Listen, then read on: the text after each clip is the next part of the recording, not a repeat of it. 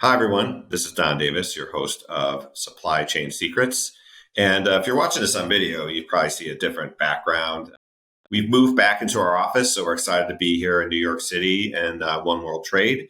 And you'll see that our backgrounds will change. We're just kind of moving in. It's our first week back. So anyway, if you're wondering about the background, that's why. But on today's show, we had a very information-packed episode. We had Peter Tirschwell, who's the Vice President of Trade and Supply Chain of S&P Global. I actually get it wrong in the beginning of this episode, but he does bring it up to me later that they merged IHS Markit, merged with S&P Global. Now he's part of S&P Global. He said it's going great, so that's exciting. But in this episode, we first talk about TPM and just reflect a little bit on the event this year. And I feel like it was a special event because it was the first time we had one in a few years. And the topic there was relationships matter. And we talk a little bit then about relationships and what the current state of relationships are. And I think in general, it's been strained, but what does that look like and what are people doing about it? And then we start to talk about some more market factors with the shift in demand. What does the outlook look like? And what does really normalcy mean? And what could that look like in the future? And then we talked a little bit more about some things impacting the market today, the ILWA labor talks. I think Peter gave a terrific update there. So if you're interested in that, please listen to that. That was very insightful. And then we also talked about the Ocean Shipping Reform Act and what to expect. What are the impacts? And then we talked a little bit about antitrust immunity and is that related to Ocean Shipping Reform Act or how does they see that playing out? And then we talk a little bit more about the JOC and what's going on there. So I think it's a great show. I think you'll like it. And like I said, packed with information. So give this one a listen. And thanks for listening, everybody. Enjoy the show. You are now listening to the Supply Chain Secrets Podcast with Don Davis. Hi, everyone. I'm Don Davis. I'm the Senior Vice President of MBO Experience and former executive of Hapag-Lloyd and CMA CGM. We're happy to bring you another episode of Supply Chain Secrets. On today's show, we have a very special guest, a repeat guest, actually. We're excited to have back, and probably a man in this industry who probably doesn't really need an introduction, but I'm going to introduce him for those of you that don't know Peter Tirschwell. He is the Vice President within Maritime and Trade Division of IHS Markit. He's also very heavily involved in the JOC and someone you see a lot at events like TPM that we saw this year. So Peter, welcome to the show. Hey, Don, how are you? Happy to be with you. Yeah, thanks. Thanks for joining. So for those that don't know you, but I think most people in the shipping industry know you, but for those that don't, can you talk a little bit about your background? Yeah, sure. So I'm a career journalist in the maritime industry. I started with the Journal of Commerce back in the 1990s when it was still a daily print newspaper. I went through a number of iterations being a maritime reporter. I was based on the West Coast in San Francisco as the bureau chief for a couple of years. I came back as the editor-in-chief and then have kind of been involved leading the transformation of the business because at the end of the 1990s, actually in the year 2000, the JOC, which had been a daily newspaper since 1827, was no longer able to be published economically as a print daily. And so therefore, we had to revamp the business model, which means that we were publishing our news and analysis online. And we started TPM the following year in 2001. And it's been a sort of a constant evolution of the business ever since. But it's been a great career. I'm having a great time. The team and I are, having a blast covering this crazy market that we're in right now. Yeah. I think we've been saying the words crazy market for a little while now because it just feels like it's just been this roller coaster of ups and downs for people. But before we talk about the industry, I want to talk about something you mentioned, which was TPM. And I had the pleasure of attending in person this past year. I think it was the first time being in person like that after a couple of years, and it felt great. What was your perspective on how TPM went? And was there anything that stood out to you that was different or more special about this past one? Well, for sure, it was a unique TPM because it was the first time that we had done it live since 2019. So there was a 3-year hiatus.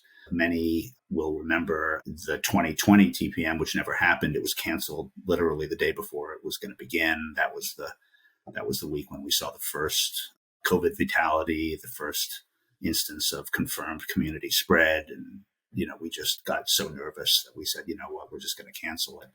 But this year, to be honest with you, we didn't even know if we were going to be able to have TPM because it was just in late November when Omicron first appeared. And obviously, that was a very alarming development. We didn't know how that was going to evolve. And so, as it turned out, the Omicron wave started to ebb. We were able to create a great partnership with the city of Long Beach to be able to test everyone as a condition for being able to attend TPM.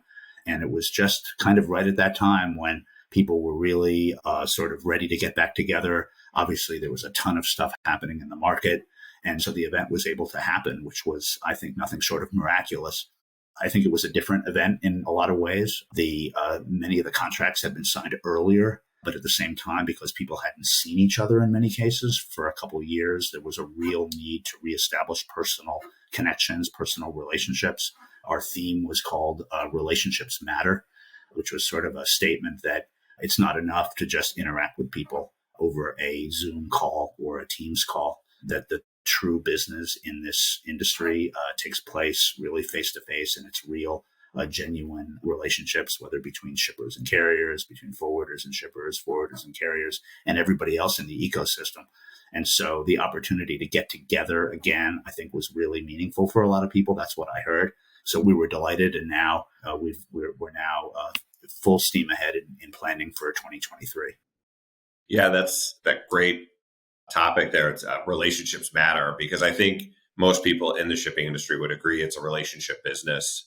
And I think it's been that way for a long time. And my impression of TPM is probably similar to yours in that I felt like there was a tremendous amount of enthusiasm for being at TPM, for getting together and seeing people, because there's so many people that you just hadn't really seen each other for years. Probably you might have seen them on a Zoom call, but we all know that when you're in front of somebody, it's a lot different. So I felt like there was a different energy level at TPM this year, maybe than in years past, because of that break in between.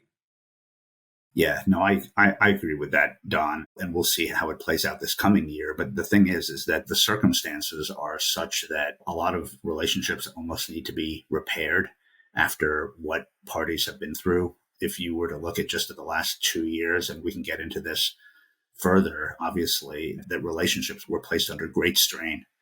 And, in many cases, shippers did not get their cargo loaded when they thought they would, or they were forced out into the spot market and forced to pay much higher prices than they thought they would. This is almost the reverse of what had happened in prior years when contracts, when spot rates fall below contract rates and shippers approach carriers and say, look, can you help me? And so, but from a shipper's perspective, it was a very unusual type of environment to be in, when the market that you had been used to for the past decade or more was now sort of unrecognizable to you or any of your internal stakeholders, So a lot of that came out, and it's going to continue to come out in the 2023 TPM. It's coming out every day in our editorial coverage for sure. Yeah, I think that's a great point about how relationships have been strained over the past, 2 years. I think it's been tough for different types of stakeholders, whether you're a shipper or an NVO. I think they both felt the pinch and the strain based on the increase in demand and the available supply. And, I think carriers had to make tough choices. And, people might get mad at me for saying that, because you look at their results and you say like, hey, it looks like they made a lot of great choices because they made so much money. But I think the frontline salespeople are, the ones who have to be the face of the company. And they're the ones that, talk to their customers and have to be the ones who deliver bad news. So I can certainly say from my perspective as well that I've seen a lot of frustration from shippers. But I think the other part is now you can see the market starting to change, that now there's this softness in demand, that there's been this shift. And I think a lot of people want to know, what's the outlook for the rest of the year? Is there going to be a peak? And I don't know if you have any perspective on that. Well, there hasn't been a peak yet. A lot of indications are that if there is a peak coming, it's not going to be a massive surge. Everything that the retailers are doing right now points to easing of demand rather than strengthening of demand. We're hearing quite a bit about canceled orders in Asia. You have this complete disconnect going on right now between what's happening in Asia, which is space available, spot rates declining, carriers beginning to blank sailings again. And then what you have here in North America, which is almost like the aftermath, if you will. And it's not even the aftermath because it's still going on, but the impact of this massive inventory buildup that we saw in the first half of this year. I mean, when did we ever see 40 ships ever off of Savannah? I mean, prior to late 2020, there had not been a single ship off a single port for many, many years. The last time there was ever any meaningful backup of container ships off of U.S. ports, it was 2015. And that was a completely manufactured, that was not an economic crisis. That was a labor negotiation on the West Coast that kind of went off the rails. And that's what resulted in that. But you have this situation right now where the supply chain, at least in North America, is very much in crisis still. The railroads are in rail services in very bad shape. The ports, especially on the East Coast and the Gulf Coast, are really, really chock-a-block. But if the situation is such that a lot of this inventory can get flushed through the system, then you could be looking at the possibility of a beginning of a return to normal next year. But we'll see. We've said that many, many times, and normalcy has always been this like mirage in the desert that you can see it, but the more that you try to get closer to it, it just keeps receding. And that's what's happening consistently since late 2000, essentially. Yeah, I think most shippers would agree with you that stable supply chain is a little bit like a mirage because you think you have it under control and then something else happens. And I would say that we've been in a period where we haven't had this shock. I think there have been so many shocks that happen to supply chains, whether that's, ports shutting down. I mean, I think it probably started with like the Ever Given, and that certainly got a lot of publicity causing some congestion. But then, port shutdowns, you had different types of like congestion in the ports, and you just had all these different things, railroads, and these things have continued. And I think there's enough disruption out there still that it sounds like it's going to be some time before things are a return to normal. And I would argue it's probably a new normal, like what people think of normal. I think if you ask 10 different people what normal is, you might get 10 different answers because I don't think anyone really knows what life looks like on the other side of this COVID situation where everything started in this surge. And now what does the market look like? But do you have any thoughts on that? Yeah, definitely. I mean, the standard of normalcy that people have been using as their frame of reference has been pre-COVID, when freight rates were fairly low because there was no port congestion. Ships arrived, they unloaded, they reloaded, and they left.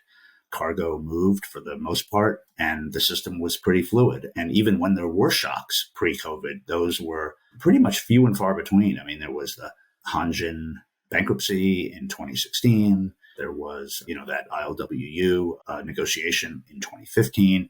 There was front loading of inventory ahead of the threatened tariffs on China at the end of 2018. The system was sort of shocked, if you will, by each of those things. But then, 2 or 3 months later, it had settled down and the system was flowing normally. This time, as you say, Don, it's been one shock after another, and the system has not been able to adjust. And this is all, due to all the factors that we know well, individual shocks like, what happened in the Suez, but, shutdowns of major ports in Asia due to COVID lockdowns, suspension of intermodal service off the West Coast last year. Now we're kind of headed into that where they're essentially metering rail shipments. So we're in a true crisis right now. And when it evens out, the system I do firmly believe, Don, that the system does want to return to normal. It is trying to revert to normalcy. And I don't mean individual companies, but I mean just the system overall is trying to normalize. And over time, to the extent that shocks become fewer and far between, and the overall sort of environment surrounding the container shipping supply chain begins to normalize, you will see, I think, a return to some level of normalcy, but it's going to take several months. It's going to take into 2023 without any question. Yeah, that's, I'm sure that's very sobering for a lot of shippers to hear that there's still pretty long distance to get to a sense of normalcy. But one thing that's causing some of this issue is this ILWA labor talk. And do you have any perspective on how that's going? I mean, I think that's been going on for some time. It doesn't seem that it's close to a resolution, but do you have anything that you can share on that topic? Don, I lost you for a moment there. Are you talking about the West Coast longshore labor talks? Yeah, that's correct. It was the ILWA on the labor talks. Do you have any update for the listeners on how that's progressing? Yeah, so about 3 weeks ago, we took a straw poll of the people who we talked to regularly about this as part of our reporting. And it was pretty clear that the consensus among a lot of the key individuals involved in those negotiations is that they're going to get a deal, and it's going to happen without a great deal of disruption. Now, they're not 100% sure about that because not all of the issues have been resolved. There's still some big ones out there. But the factor that everyone is pointing to, which is completely new in these negotiations, is the involvement of the White House. So if you were to go back to, the last time they had a full-fledged negotiation, which was 2014 and 2015, it was only after, several months of real bad port disruption due to the negotiations. It was only after that had happened that Obama sent Tom Perez, the labor secretary, to butt heads and get a deal, which he eventually did. This time, because of the possibility of further disruption, which basically means higher inflation in the mind of the voter, which is probably the big Achilles heel of the Biden administration and Democrats going into the midterm elections. And I'm just observing, that's not intended to be a political comment in any way.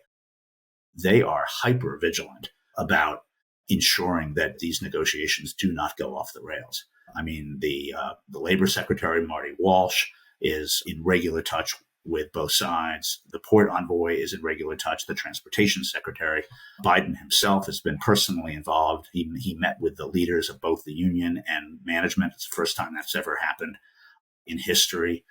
So they're doing everything they can to ensure that the talks don't go off the rails. And there's a growing confidence, I think, on the part of the management sources that we talk to, that actually they're going to keep a lid on anything and that they're going to get a deal. Now, the thing is that under the surface are very significant disagreements about particularly automation.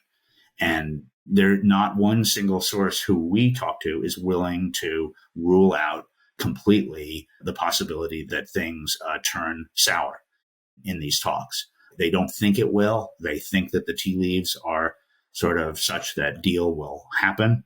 But the underlying disagreements over an issue like automation, which has emerged clearly as the big point of contention, nobody's willing to say, hey, it's completely smooth sailing from here on out. Yeah, I think you mentioned the economic issues, and I think you have 2 consecutive quarters of the economy shrinking. You have interest rates going up. You have this inflation issue. It's a tough economic situation for any president looking at a midterm election. And it's tough because, of course, those types of things are top of mind, and it's hard to ignore the price at the pump. I mean, that's something that's visual for everyone, so it causes frustration. So it makes sense that politically the government says, hey, we can't afford a disruption here. But this issue of automation, I feel like we've been talking about this forever. And I think comparably speaking, the U.S. is behind in terms of their productivity if you look at other ports in the world. So do you have any thoughts on, is that something that's possible to change? Or do you feel like the union is so strong that they just hang on to this issue and say, hey, we're going to protect our workers. Automation is a threat, and we're going to just dig in and double down that we're not going to allow automation into our ports? Well, the union is at a disadvantage here because automation is in the current contract. It has been in the contract since 2008. So for there to be a change in the management's ability to, and marine terminals' ability to automate terminals, there would have to be a change from the status quo. That makes it harder to accomplish. And so the management believes that it has paid the labor union something in the neighborhood of $800 million for the right to automate. The union sees it a bit differently. But what we understand is that the focus of the discussions is going to be increasingly around manning, meaning that if you automate, there is for example, a certain minimum level of manpower that you as a marine terminal need to commit to. Now, the terminal operators will resist that to a certain degree because part of automation is intended to reduce cost. But there possibly is a way forward on the basis of manning, simply because the stated reason for automation is, at least what the Pacific Maritime Association has said, the main point that they've emphasized is that automation is needed because at a terminal complex like Los Angeles Long Beach, there is no more land. And, there's not another inch of marine terminal space that can be created. And they're not going to reclaim land from the Pacific Ocean. And so therefore, the only way that LA Long Beach can continue to grow is if they densify operations. And the view is that the only way that you densify operations is by automating cargo handling. So if the focus is growth, and if the opportunity is growth for marine terminal businesses, which means increasing revenue over time because you're handling more cargo on your existing footprint, then you ought to be somewhat less concerned about cost in an environment like that. But, this is the area right here where they're going to try to find the basis for a deal. That's my prediction. Okay. Well, I like that prediction, and I hope they find that as a basis of a deal because, just purely from an outsider's perspective, I think automation is just a topic that is sorely needed in the U.S. Just to catch up to the rest of the world, because you could see other ports operating so much more efficiently. And you would think that the U.S. would want, I think there's a desire to catch up, but obviously there's a negotiation going on here, which is hampering that. Yeah. One other thing I'd like to talk about in the market that's been happening is just this whole Ocean Shipping Reform Act that was passed. I've seen a lot about FMC power and what the FMC is going to have the authority to do. There's this detention demurrage investigations that have been happening. There's been some fines that have been handed out. How would you characterize the impact? And if I'm a shipper, what would I expect to happen as a result of these Ocean Shipping Reform Act changes? Well, the whole environment around detention and demurrage is going to change. And if you were to look at the new Ocean Shipping Reform Act that was passed, the way it came about was it was the exporters who were being denied bookings, being denied vessel space, who are traditionally very politically active in Washington, D.C., is that they were the ones who got the ball rolling on potential change to U.S. shipping law. And it was only after the importers saw that there was a real opportunity to change the game on detention and demurrage, which had been a big problem that they had cited for years and years, that they jumped on. And it became a political effort that involved both importers and exporters.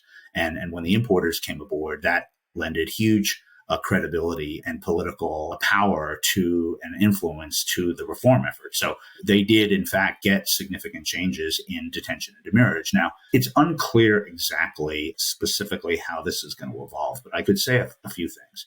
Certainly, shippers are going to be empowered to bring complaints to the FMC. The FMC has made the complaint process a lot easier than it was.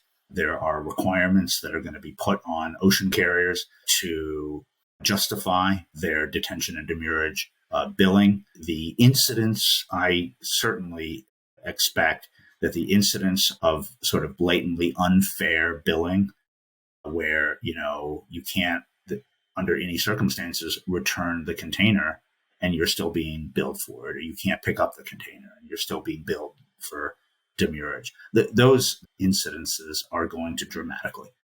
And I do believe that over time, we're going to see less and less focus on this because the perceived injustices that shippers have been experiencing are going to reduce dramatically. I think it's going to take a few years for that to happen. The FMC is going to need to write regulations. They're already reorganizing internally in order to be able to enforce the new law, all of which is going to have an overall effect whereby, the issues that importers and exporters have been raising for nearly a decade now consistently, you're going to see less and less of that over time.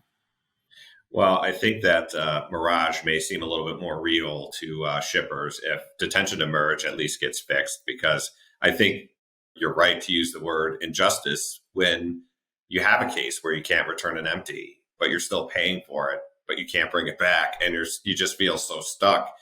That I think logically doesn't feel like a situation that should be penalized for the shipper. That it's not really their fault. And I think we heard a lot of these types of stories through the surge after COVID, and it's, I think, a positive to see. Okay, let's take that out of the equation.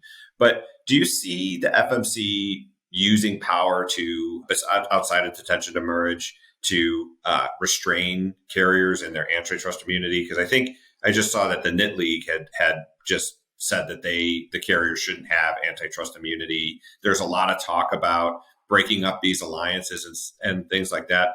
Do you see any impact from the Ocean Shipping Reform Act on carriers, or do you feel like that's a separate conversation that some continue to drive towards? Because there's been a number of things in the press. I think President Biden was saying things about carriers, and it just feels like that there's pressure there to do something. But how do you see that? And is that even related to Ocean Shipping Reform Act, or is that something totally separate? Well, the Ocean Shipping Reform Act did not touch on antitrust immunity. So the law was passed, it was signed into law, and it is now the law of the land, and there is no change in the law as it relates to antitrust immunity. So if they were to take a run at antitrust immunity, which has been out there, it came up during the OSRA debate I believe earlier this year, sort of January, February timeframe.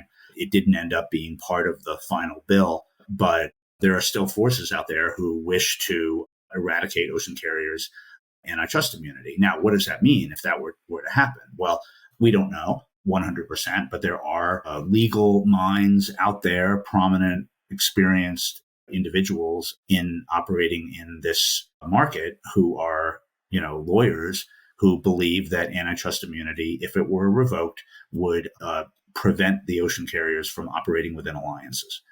Now, there's different views on that. Others believe that carriers would be able to operate in alliances. That's the $64,000 question.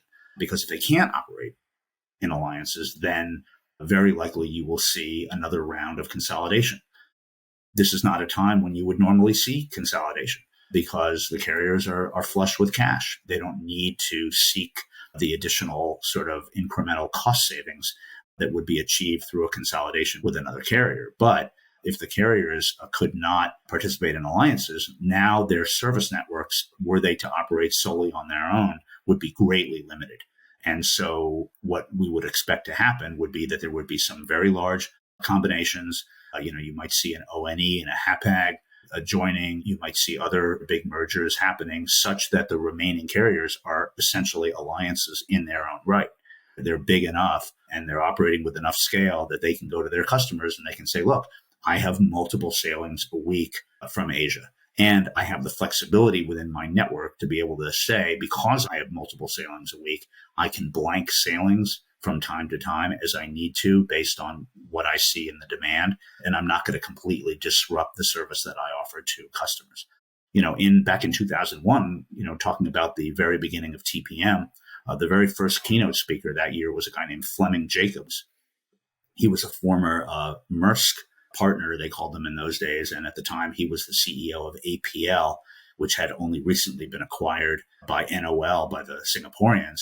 And he said straight out in his keynote speech, because I have the transcript of it still, that they can't blank sailings. They can't reduce capacity as APL, because doing so would mean that they would have to turn to their customers and say, I'm sorry, but there's not going to be another sailing for 2 weeks. And they knew that that wouldn't fly.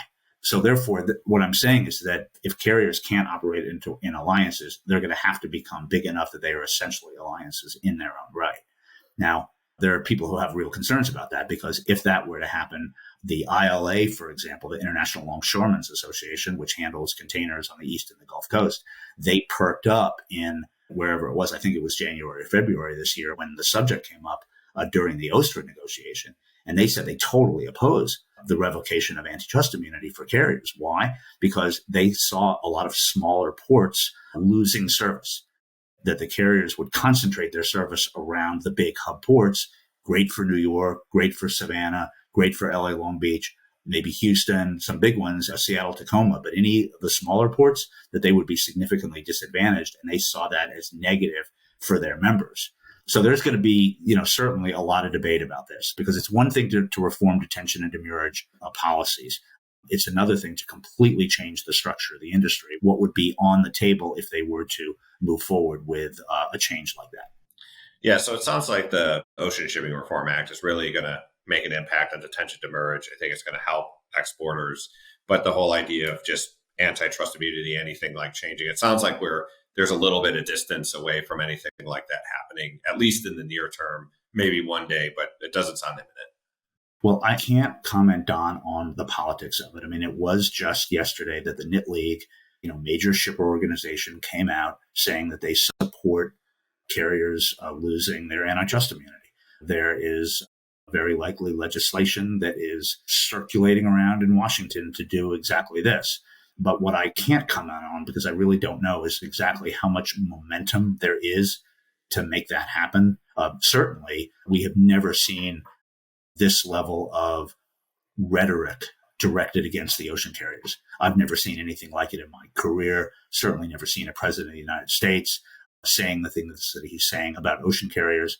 Obviously, there are a lot of shippers who are really pissed off because of what happened, but there's also, there's a bigger picture to it, because why did the freight rates go way up? The FMC of themselves and even the EU have said there was not collusion, that this was simply so much capacity was taken out of the market due to port congestion at the same time that we saw volumes, hugely greater than they were pre-pandemic. It's a market that's always been based on supply and demand. And so it was the freight rates running up to $30,000 was, sort of from one perspective, certainly a natural consequence of that happening. But in a political environment, it plays in a very different way.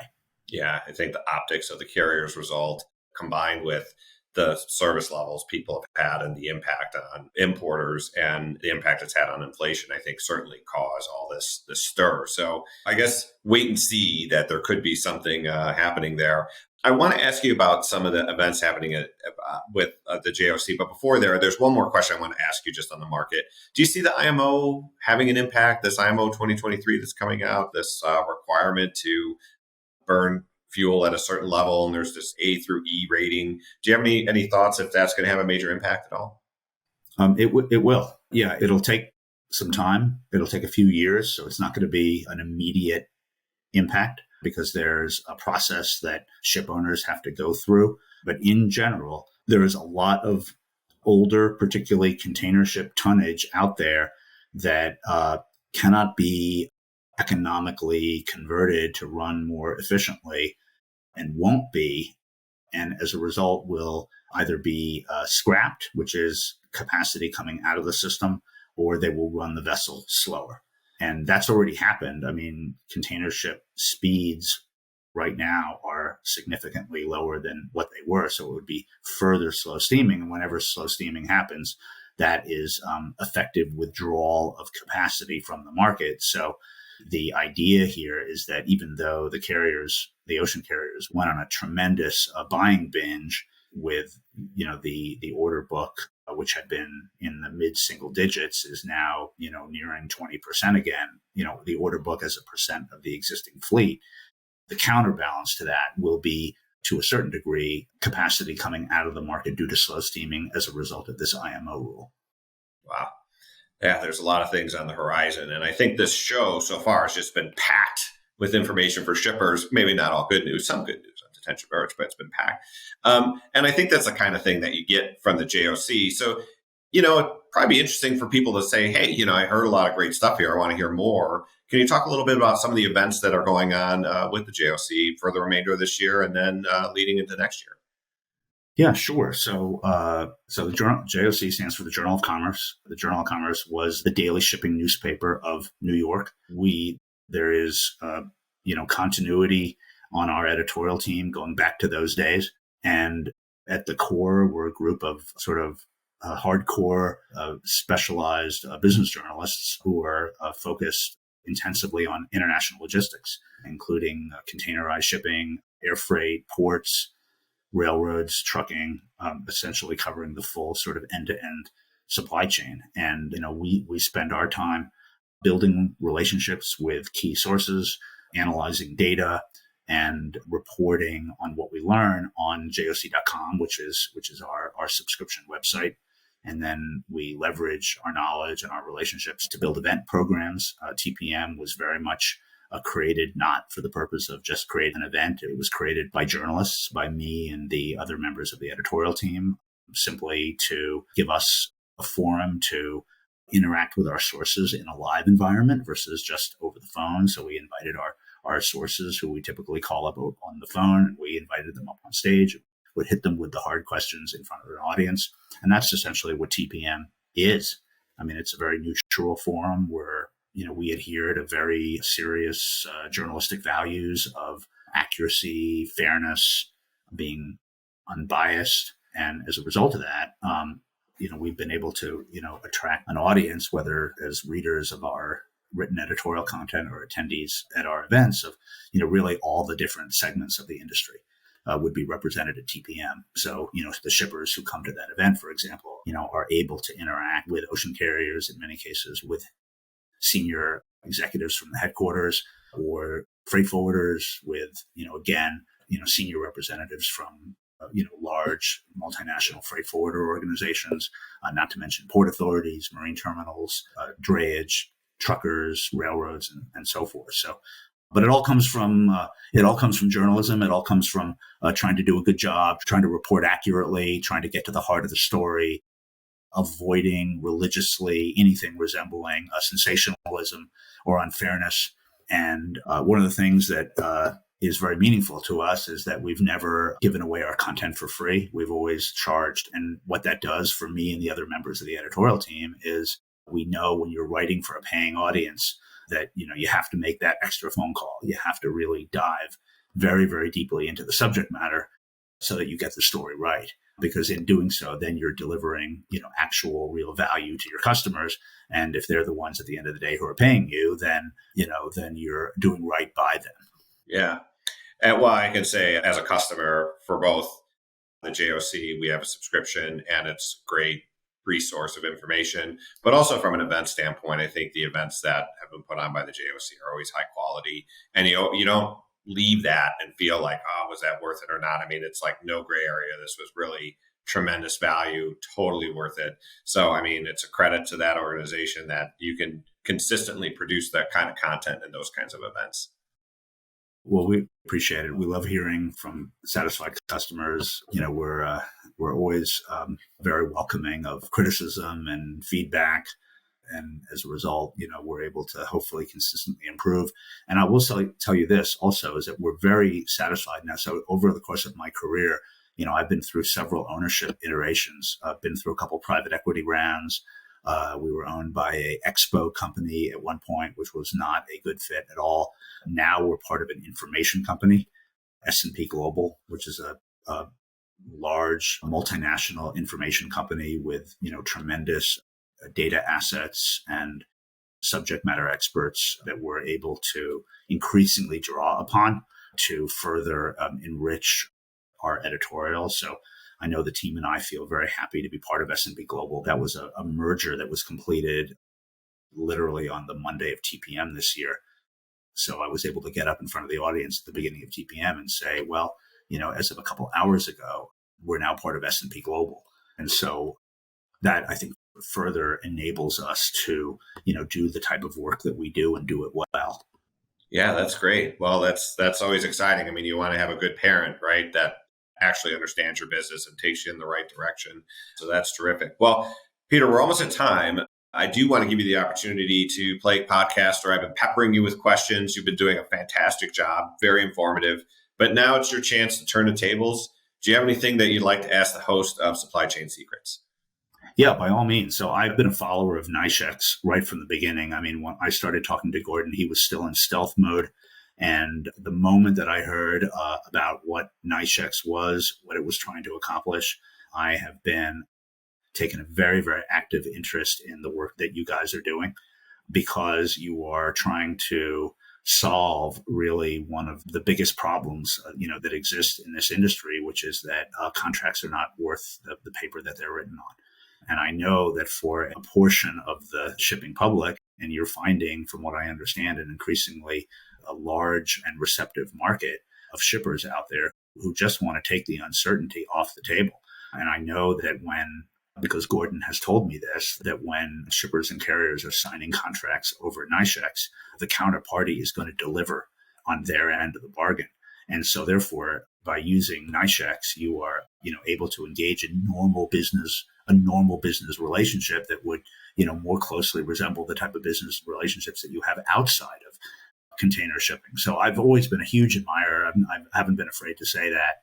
And I wish you guys luck and continued success. It sounds like you're doing great, and I love to see that.